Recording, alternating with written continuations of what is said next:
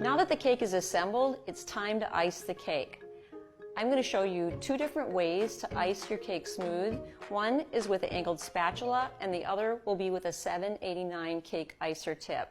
In this video, I'm going to show you how to use the angled spatula. When icing a cake, you have two goals. One is that you have a nice smooth finish and the other is that it is crumb free. We recommend that you use 2 layers of icing. The first one is a crumb coat that's going to smooth out the surface, fill in any cracks and crevices, and it's going to lock in the crumbs. The second would be your final coat, and that is going to complete a nice smooth surface all over the top of your cake. It's absolutely necessary that you're using a thin consistency icing to be able to get a nice smooth finish on your cake. If you use a stiff consistency icing, it's not going to spread smoothly and you just won't be able to get the finish that you're looking for. When icing a cake, using a turntable is really helpful.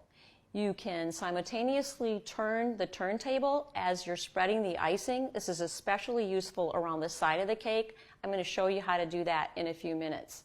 If you don't have a turntable, you could use a Lazy Susan as a makeshift turntable. In case you don't have either of those, I'm going to show you how to crumb coat the cake on a plate, and then I'll show you how to put the final layer of icing on using a turntable so that you can see how both of those techniques work. At home, if you're icing your cake directly on a cake plate, there's no need to use a cake circle. But because I'm switching from cake plate to turntable for this demonstration, I'm going to need that added support underneath my cake to be able to move it.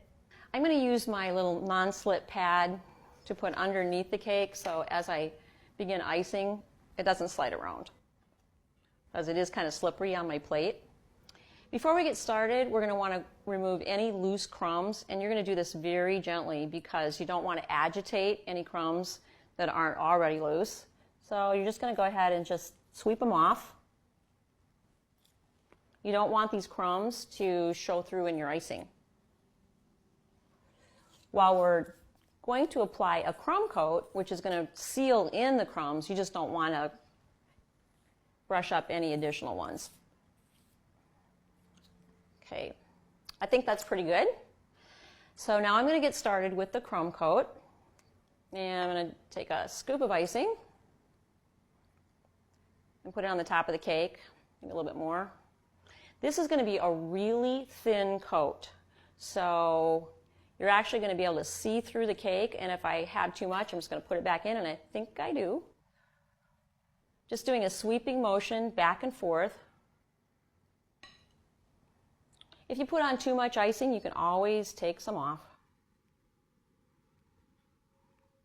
You're going to be able to see through this coat, and don't worry, later you're going to be making it pretty.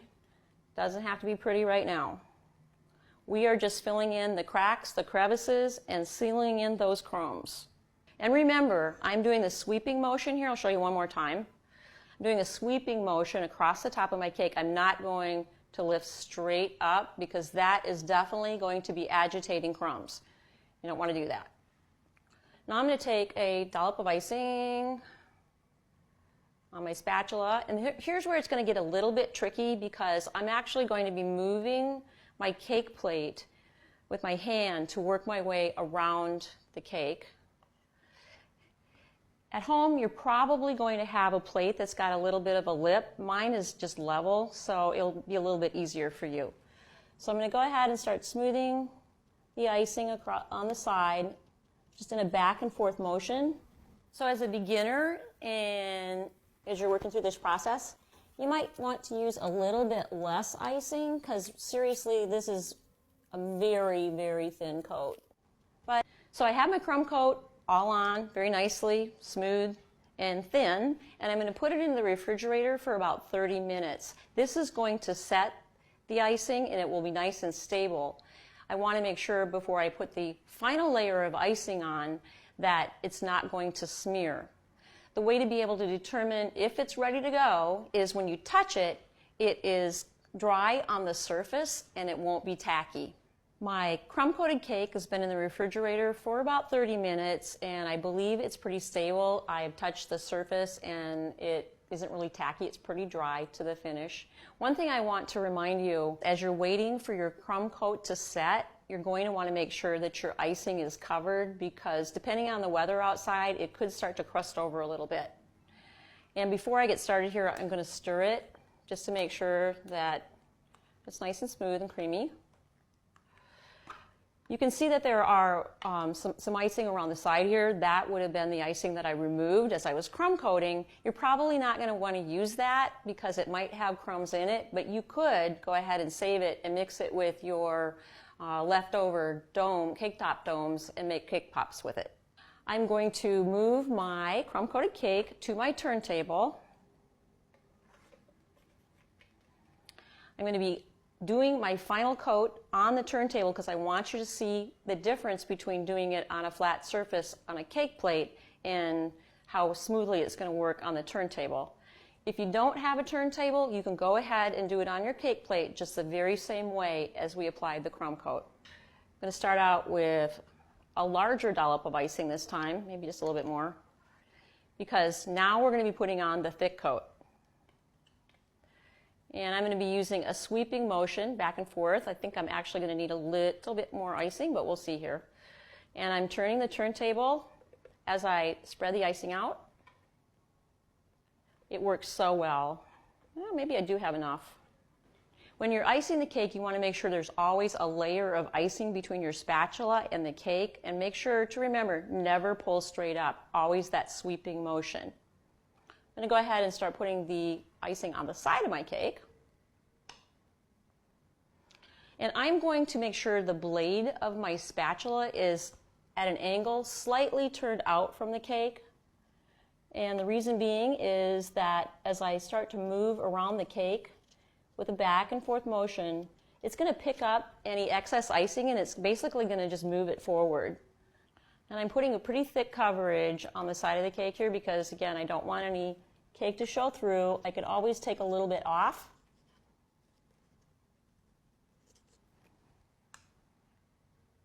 And as you can see, I'm actually turning the turntable as I apply the icing, which is so great. And I'm going to show you one more thing here in a minute as I put the final spin on the turntable to smooth it all out. You're going to love that because you're going to see how it works.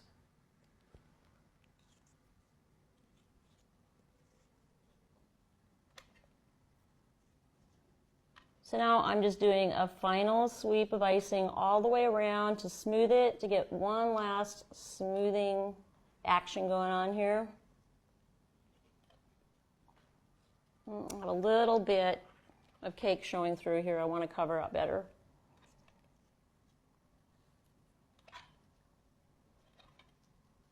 Just holding the spatula pretty much straight up and down and letting the turntable do the work for me. That's what I was talking about a little earlier that I just think is so cool. I'm done with the sides and I think it looks pretty smooth. Just remember, it takes a lot of practice, but eventually you're going to be able to do it just like this. Now you see the rough edge around the top? I'm just going to go ahead and smooth those in to create a nice flat surface on the top.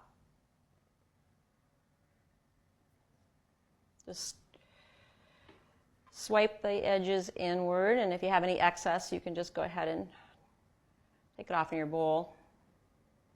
I'm just going to turn the turntable, and again, I have my spatula at an angle here, and I'm just smoothing out the top, and I'm just going to sweep it off the side like that. If you're using a cake circle that's actually larger than the cake like this one, and if there's any buttercream that has built up around the side, all you have to do is you can clean it up really easily with your spatula. Just wipe it off on a paper towel and just clean it up really easily. Just make sure when you're doing this, you don't get your spatula too close to the actual cake because you might dent the side of the cake and you don't want to do that.